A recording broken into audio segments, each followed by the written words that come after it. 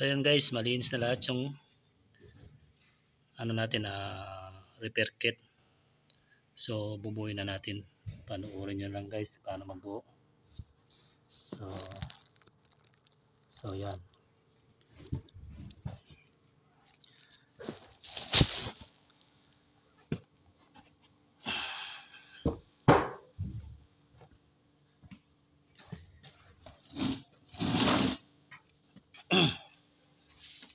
So yun guys, start na tayo dito. Ito yung grasa ko. Wala akong nakitang grasang yung parang patatas lang.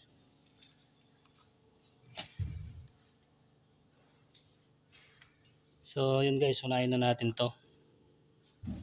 Medyo na yung nga nyo. Medyo mahal kasi guys eh. Unahin na natin to ilagay, o-ring.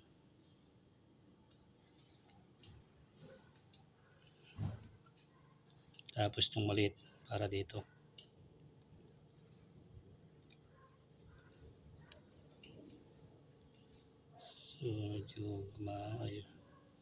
So nailagay na natin.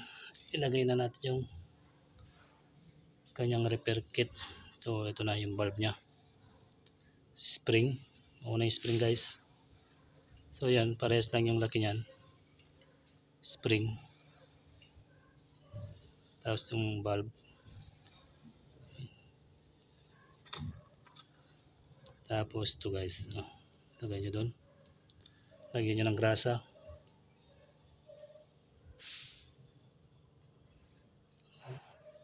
So hindi maganda yung grasa ko yata. Medyo malakit siyang gusto.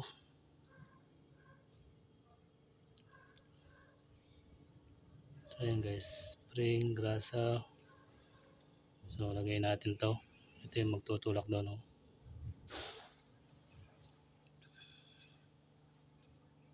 So ganyan yan. Papasok doon guys yan.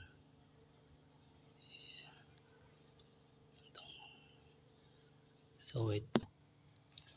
So ayun guys, nilagay ko muna yung lock. Medyo cut muna tayo dun, mahirap ilagay pag walang kasama talaga.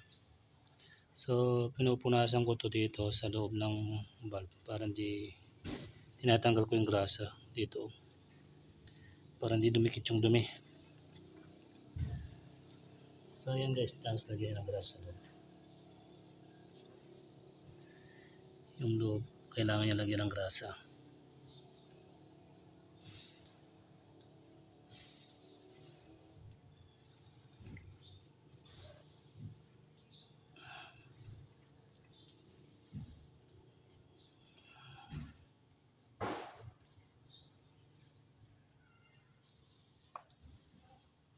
Hanggang dun sa loob guys, yung butas lagyan nyo din ito. Yan, kailangan natin lagyan ng grasa yan. Kalat natin mabuti. So yan, pag na ganyan na, lagyan nyo rin ng grasa itong nyo, itong o-ring nyo. So,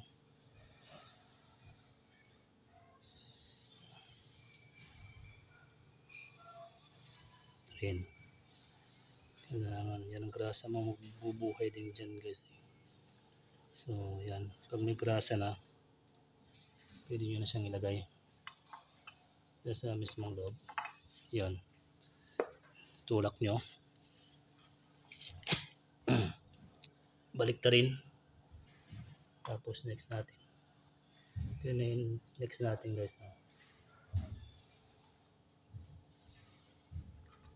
Lagyan nyo ng o-ring. Siyempre o-ring dapat malinis yan. Tapos lagyan nyo ng grasa.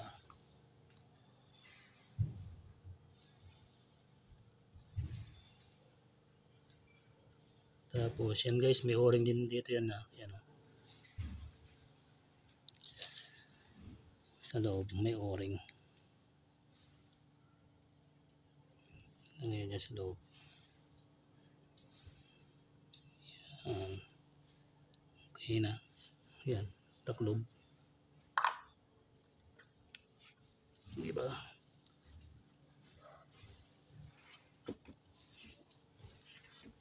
Tulak mo ulit sa kabila. Para sure.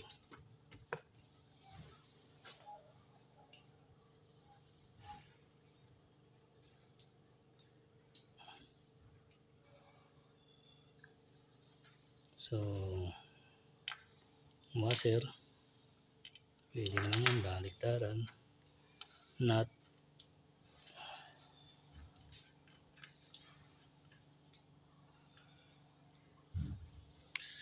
Stop mo. So ayun guys, wala akong nagawang pangontra. Ito na lang muna. I-contra nyo doon sa loob.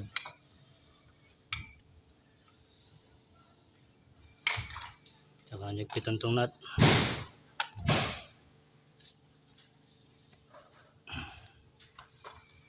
So, balik rin natin guys ha. Yung nut ang ilagay natin sa ano. Itong panghigpit natin. Kaya anong hirap talaga pag walang kasama. So ayun guys oh.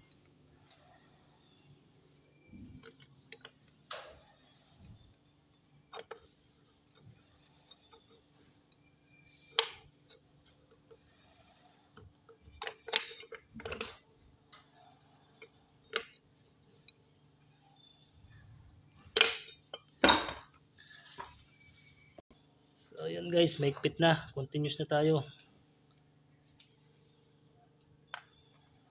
So ayan, o-ring.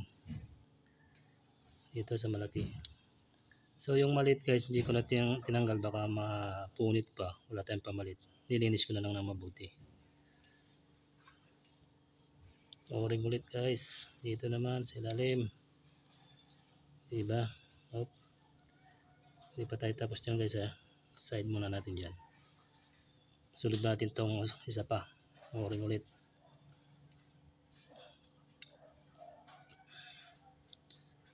Tapos lagyan nyo ng grasa.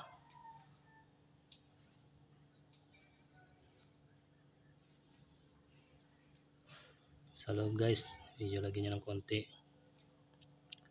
Tapos lagyan nyo ng grasa itong ano, maliit na o-ring. Kasi ito papasok doon oh. So yan guys, pasok natin. So susunod ito, itong malaki lagyan nyo ng grasa.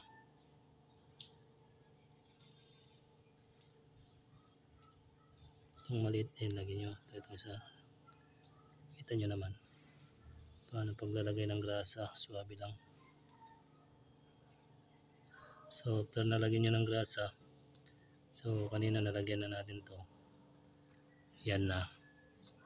Kasi ito spring dito yan, so lagay na natin doon sa baba na lang para hindi na tayo mahirapan. So yan, pasok nyo yung spring yan oh, sa may butas. So yun guys oh, para ganun maglaro siya, diba guys.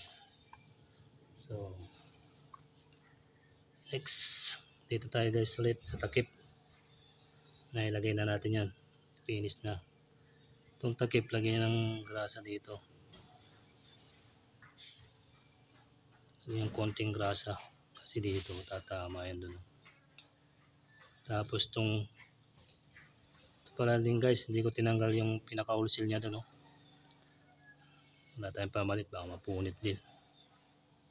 So dito sa loob kasi ito tatama dito sa loob, papasok yan doon, kaya lagyan nyo ng grasa. So okay na lahat. So itong kuryente natin muna, hindi natin muna ginalaw. So yan muna, hindi natin muna gagalawin yan kasi singaw lang naman eh. So yun, so tataklob na lang natin yan guys. So yun oh.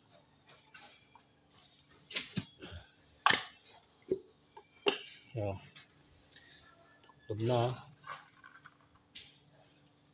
lagyan na natin ang tornilyo.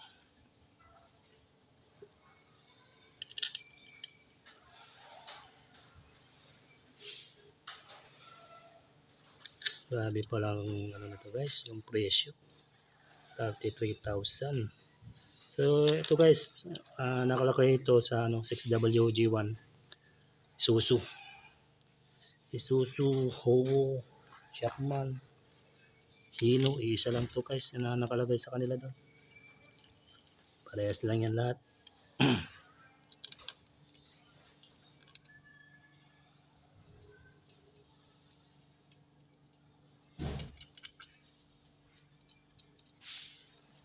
So yan, lagyan na natin. So kung gusto niyo magpalinis guys, message lang kayo dyan, aking i-upload. Mag-usap na lang tayo sa presyo. Hindi naman ako mataas maningil guys pag magpagawa kayo nito. So yun guys, sa Mercedes ganun din pala, ganito lang din yung ginagawa ko sa Mercedes. Isa lang din, Mercedes, MAN, DAF, isa lang din ito yan. Pare-pares lang silang ganito din guys, Wabco. Pero may local din. Pero mas maganda kung bibili kayong ganito, Wabco talaga. So yan, higpitan nyo na lahat yan guys.